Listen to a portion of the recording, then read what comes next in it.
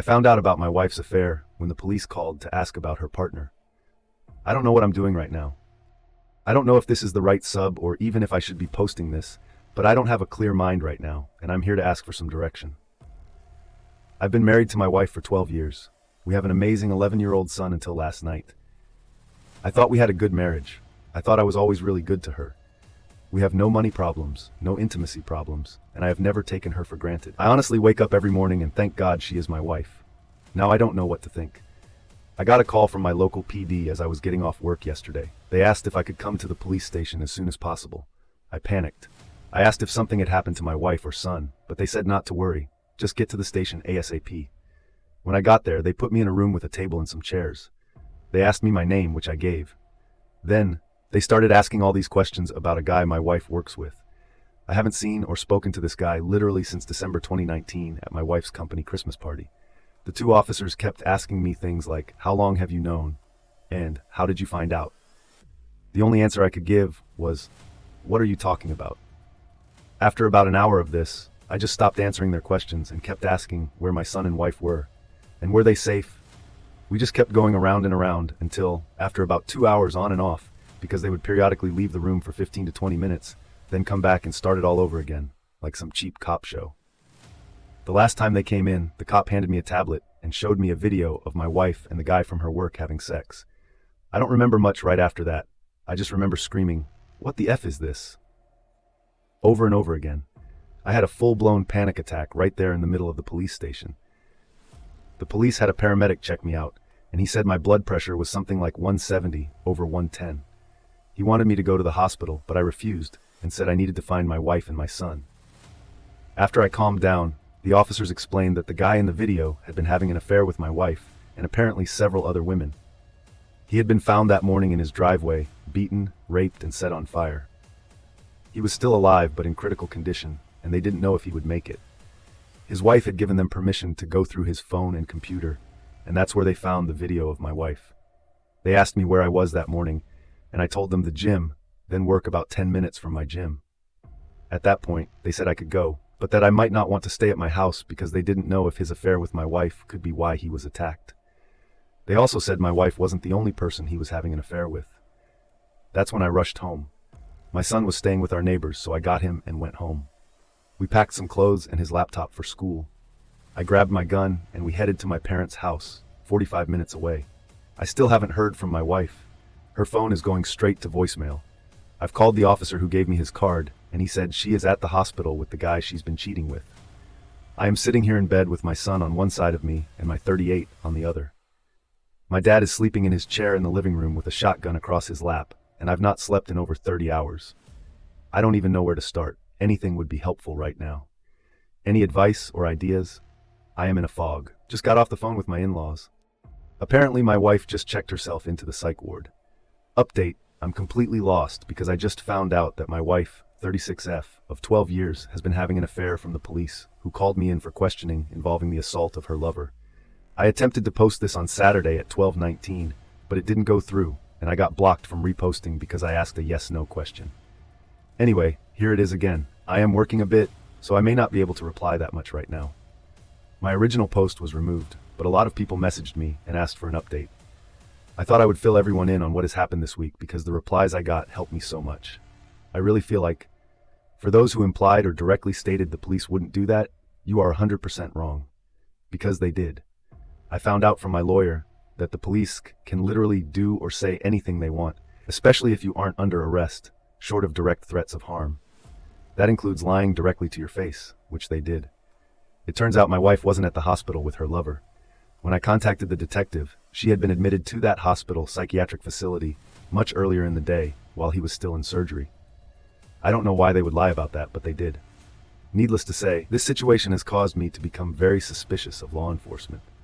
After I woke up that afternoon, I contacted my uncle's law partner, who is a family friend. He actually came to my parents' house and sat down with me to go over my options. His entire law firm is now representing me both in the divorce and criminal defense. That day Sunday, he got me an emergency custody order and a protective order against my wife for me, my son, and my parents. Our court date is in 60 days. The police served her on Monday as she was leaving the psych hospital. According to her brother, who is a close personal friend of mine, She did not take it well. She is staying with her parents for the time being. I still haven't talked to her, and she hasn't made any attempt to speak to me either.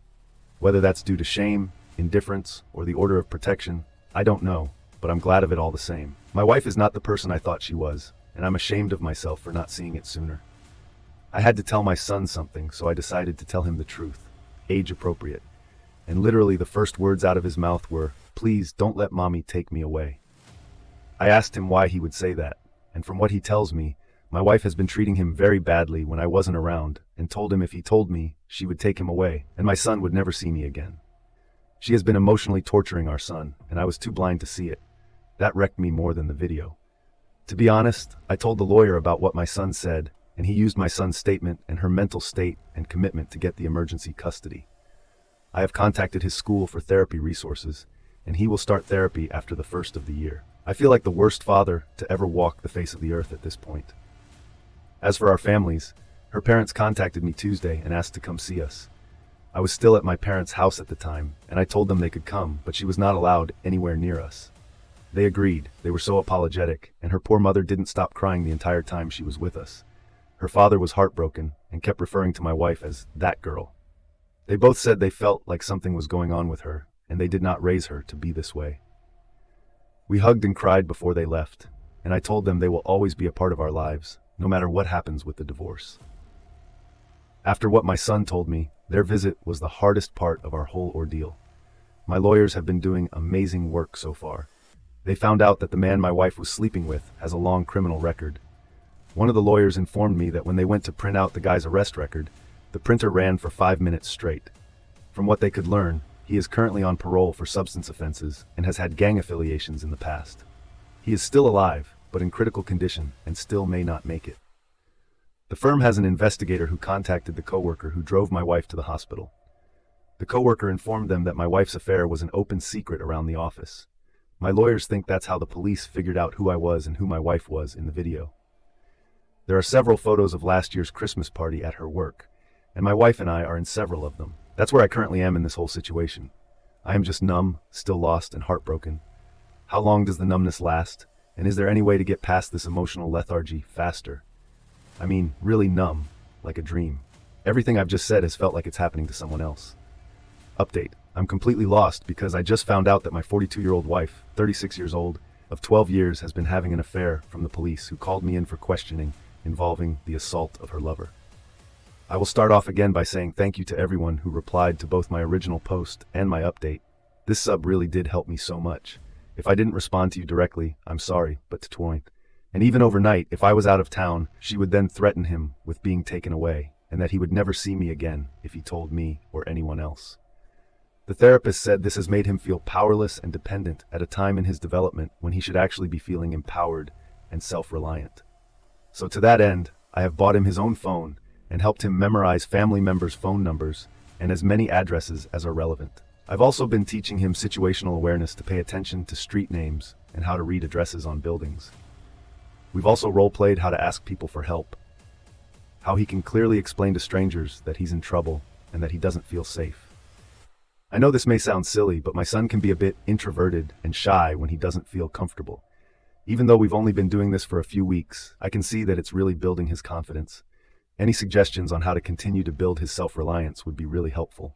His safety and well-being are still my #1 concern right now. As for myself, I'm doing as good as can be expected. I started therapy around the same time as my son, and although I don't speak to my therapist as much as he does, it has helped to be able to talk through my thoughts and feelings about everything that has happened to us in our family. The numbness is gone, but it was replaced by a white-hot ball of anger in the pit of my stomach whenever I think of my STBX and what she's put our family through. Funny enough, although I hate feeling angry, it's a lot easier to deal with than the numbness. My therapist says this is part of the grieving process, and it's not how we feel, but how we channel those emotions that matter. My legal situation, well, I'll be honest, is the scariest thing I've ever dealt with in my life. I was awarded temporary full custody and child support, which I didn't want, but my lawyer pretty much demanded we ask for, as well as a continuation of the order of protection for myself and my son at the request for an order hearing, which neither my wife nor her lawyer showed up to. The judge asked if we would allow supervised visitation, but my son absolutely refused, which was why my lawyer told me to bring him along. The The judge asked my son if he would speak to him alone, and he agreed. The judge, stenographer, and a child welfare officer went into chambers with my son and met for about 10 minutes.